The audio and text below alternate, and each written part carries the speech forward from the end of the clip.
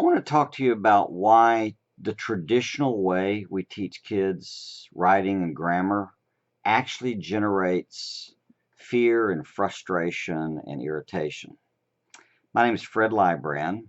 We've homeschooled our 5 kids. I've taught high school, college, had a writing course out for, a decade and some change, written 8 books. But I can tell you, the way I think now is not how I always thought.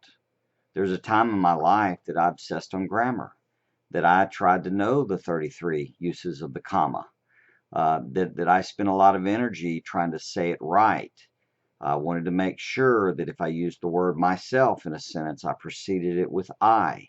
I learned how to not begin a sentence with however, but to move it into the sentence a little bit, comma, however, comma. I obsessed on these things. I had dear Miss Murray who helped me with that in that traditional setting. I loved to write, and yet every word was painful.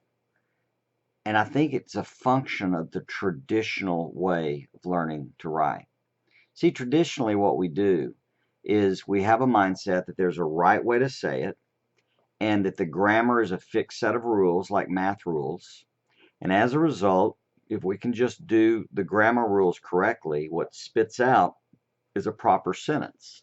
And if you don't write the sentence properly, then you're going to have some very dedicated people telling you what a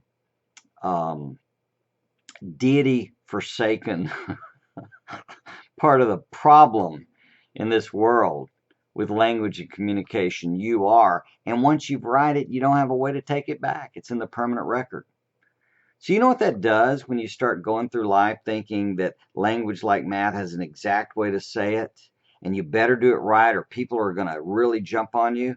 It locks your brain up. You literally are locked up because you can't say, oh, I meant to say this. I apologize, I wanted to go this way. I can't tell you how many people I've had take a piece of advertising or something to task on me because I didn't say it quite right or the way they wanted it said.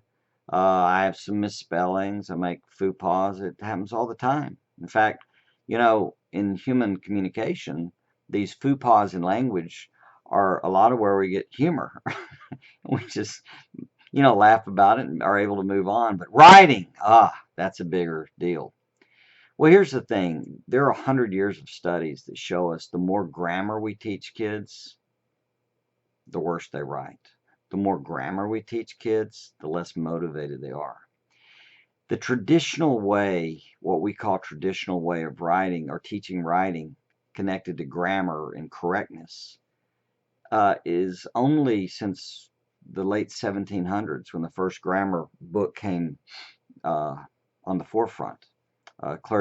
British clergyman, put one together for us, and we've been having challenges ever since. My understanding is that we are hardwired for language. It's an instinct. And as such, if it sounds okay, it probably is okay. And if we work in a way to write for how people would read what we say out loud, the grammar largely begins to take care of itself. And then writing becomes fun, especially if you'll add one more thing. Try to find your own voice. You see, following the rules and doing things just right rips voice out of it. It all sounds the same. It's technically correct, but it's not fresh and innovative. Largely what we do as writers is we say old stuff in fresh ways. There's not a lot new under the sun. The innovations that we make are about how we communicate to a new generation that hadn't heard it.